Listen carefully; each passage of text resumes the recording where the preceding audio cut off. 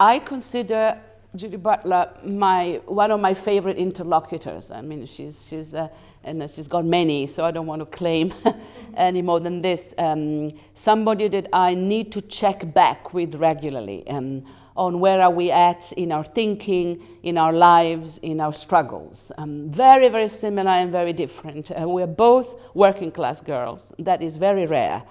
In the academy to actually be from lower classes. That's not common, not in Europe, certainly not in the United States. And we are both viscerally political in many different ways. And our genealogies are different, and I don't carry Jewishness, I carry sort of poor whiteness.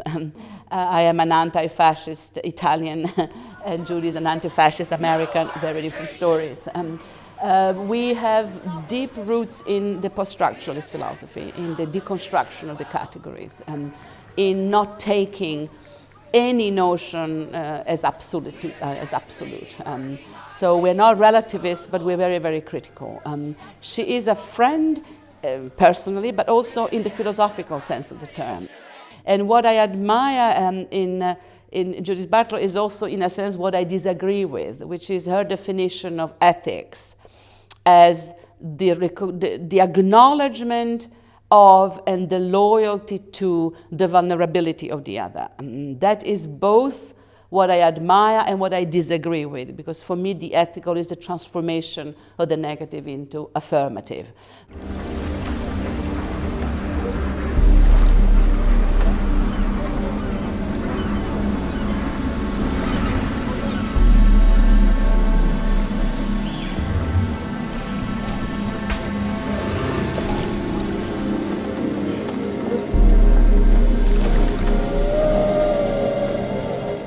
To say that gender is performative is to say that it is a certain kind of enactment. The appearance of gender is often mistaken as a sign of its internal or inherent truth. Gender is prompted by obligatory norms that demand that we become one gender or the other, usually within a strictly binary frame. The reproduction of gender is thus always a negotiation with power. There is no gender without this reproduction of norms that risks undoing or redoing the norm in unexpected ways, opening up the possibility of remaking gendered reality along new lines. The political aspiration of that analysis is found in the call to that the lives of gender and sexual minorities become more possible and more livable for bodies who are gender non-conforming, as well as those who conform too well, perhaps at a high cost, to be able to breathe and to move more freely in public and private spaces, as well as all the sites that cross the two. But the theory of gender performativity never prescribed which gender performances were right, which were more subversive, which were wrong, which were reactionary. The point was precisely to relax the judgments of that kind, to relax the coercive hold of norms on gendered life, which is not the same as transcending all norms, for the purposes of living a more livable life.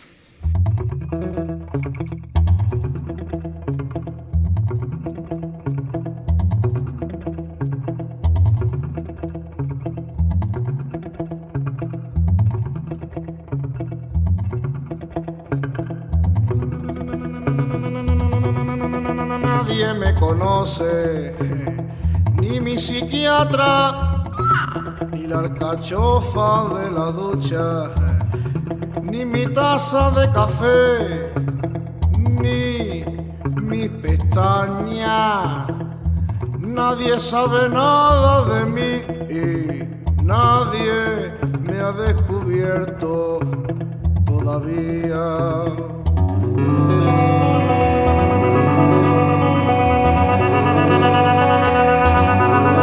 Nadie me conoce.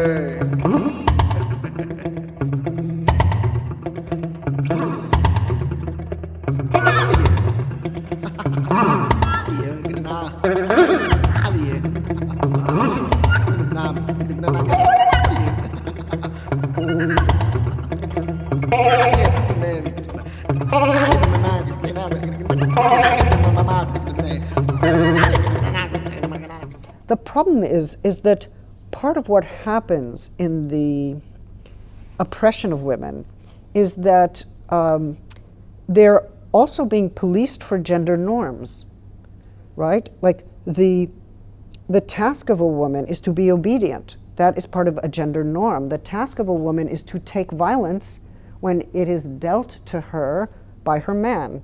The task of a woman is to make less than a man, and she's also supposed to appear a certain way, and she's also not supposed to have sex with anyone other than the man to whom she is bound.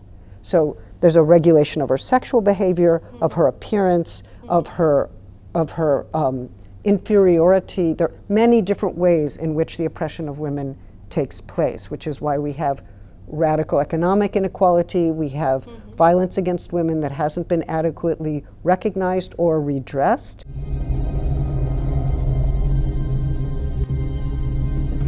Cruz Dalia Sayas, asesinada por su expareja. But it's also in the gender norm, so that if a woman appears a certain way, which is not normative, she also becomes subject to a certain kind of harassment. So she's being asked to come back into the norm, or she's being punished for having left the norm. So if I'm a masculine woman and I get hassled on the street and someone starts calling me names, maybe they think I'm lesbian, maybe not, maybe they think I'm masculine, maybe they think I'm trans, I have no idea. So there's a gender regulation that's going on in the oppression of women in those cases that I think is part of feminism. I don't think we have a good enough vocabulary to explain that normative violence, right? A violence done in the name of the norm, unless we have some idea of gender.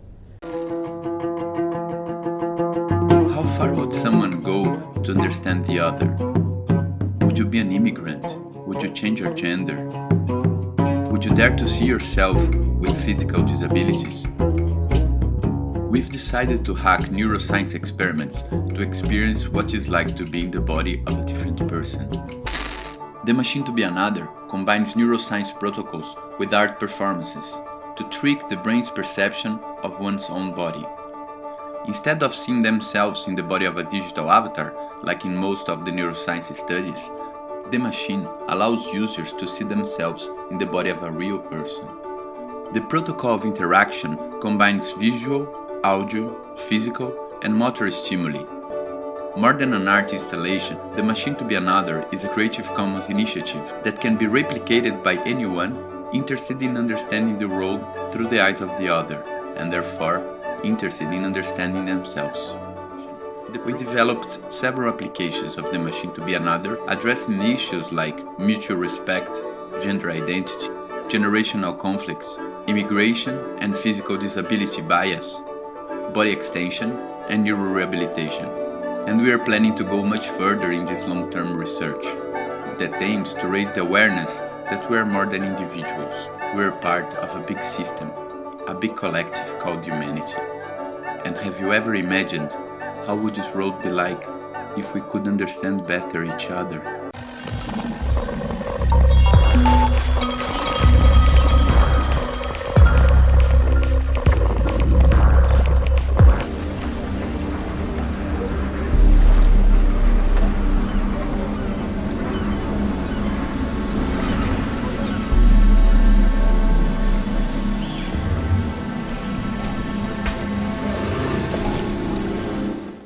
Nomad come from nomos. It is both the land and the law.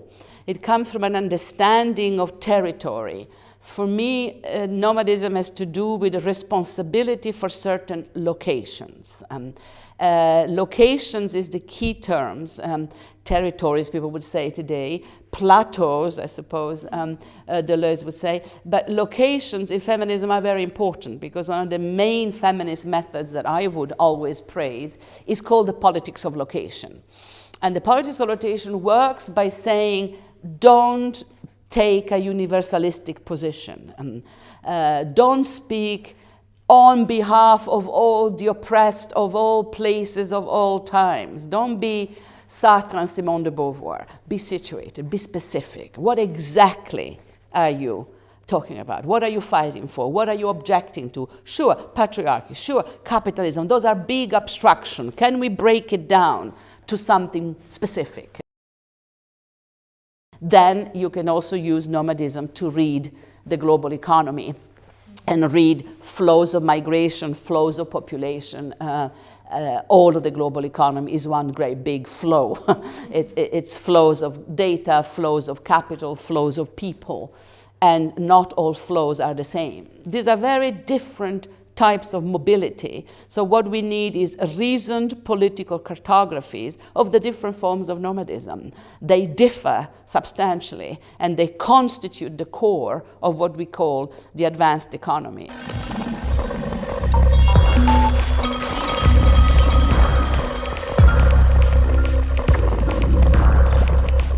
It seems as if a fully human-centered world, a world that is anthropocentric, is a problematic world. The human is at the center of the world, the human dominates nature, the human is more important as a life form than other life forms. And that leads to global warming and to ecological disasters, especially when humans think that nature is there for them to master or to use as a technological instrument or to consume infinitely.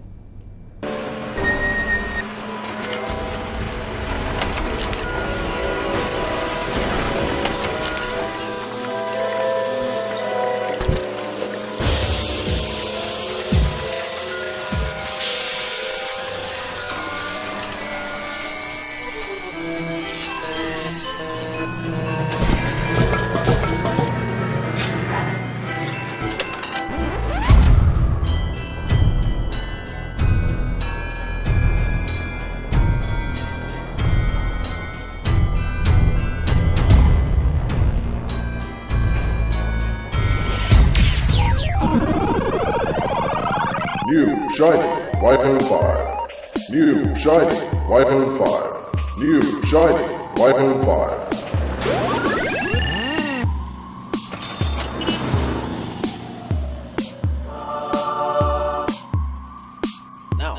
A new iPhone 6. New iPhone 6. Get yours today. iPhone 7. Better. The new iPhone 10. The new iPhone 10. The function of the commodity is to make sure that you never coincide with the present, that you're always behind. Prada has the new season, the new collection ready. iPhone has the new model ready. With cars, it's the next generation. So the next generation steals the present from you. They're stealing the time of your life. And that is the function of the commodity. So escaping from that speed has become a political issue. How do you create time, given that we don't have it? The idea to decouple the personal perception from the natural timing enables the user to become aware of his own time. The slowing down of the senses is an experimental approach to an essential subject of our globalized world.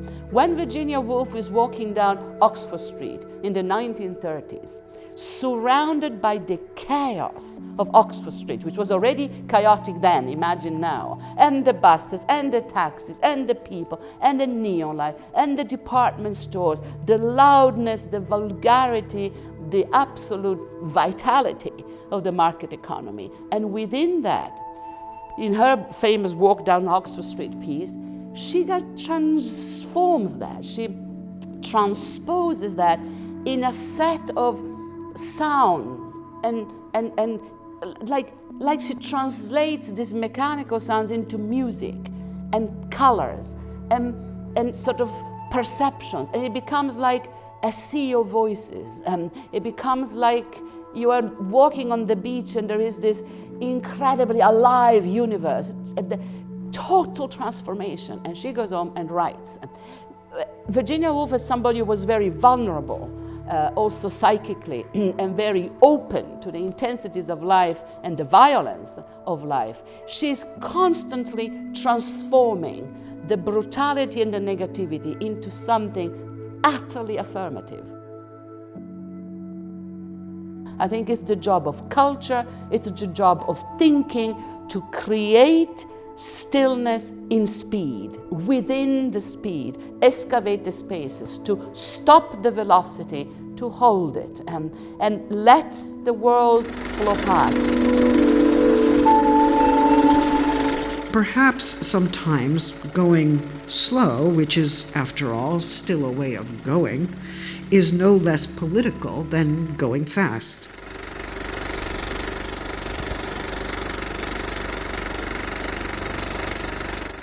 My wager today is that some of those definitions that are too often taken for granted within the political field actually make life less livable for a growing number of people. Indeed, even if we say healthcare should be extended to the entire population, we have to ask who counts as part of that population. Which definition do we have in mind? We need to redefine the concept of the human because it has become a very important stake, a very important matter in our world. A world of advanced technologies, a world of intense mediation, a world where a system that we call, for lack of a better word, advanced capitalism, has evolved into a very sophisticated system of control of the informational codes of all living matter. So the human in this particular context becomes one of the moments in a process of understanding the unity of matter, but that process in our system is not politically neutral. We are understanding the key to matter, including to the human material, yes, for the sake of science, but also very much for the sake of profit. And the extent to which biogenetic capitalism capitalizes on the informational codes of animals, of plants, is the issue that makes the question of the human a burning one. If now human material is one matter among the others, well then what is our specificity?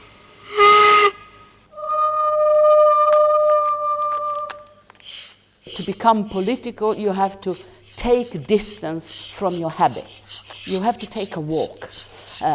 Leave behind familiar notions. Take critical distance from what you know best, because what we know best is Kinderküche, Kirche.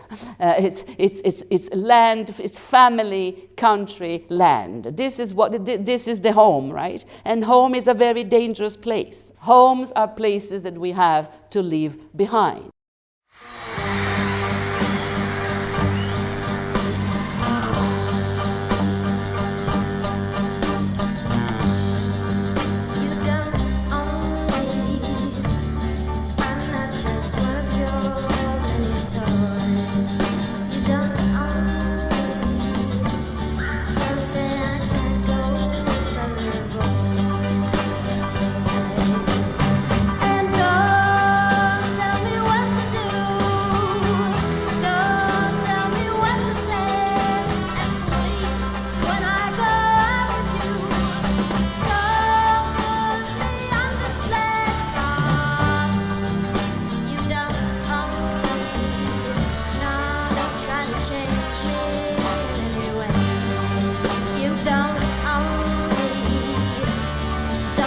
Down, I will never stay.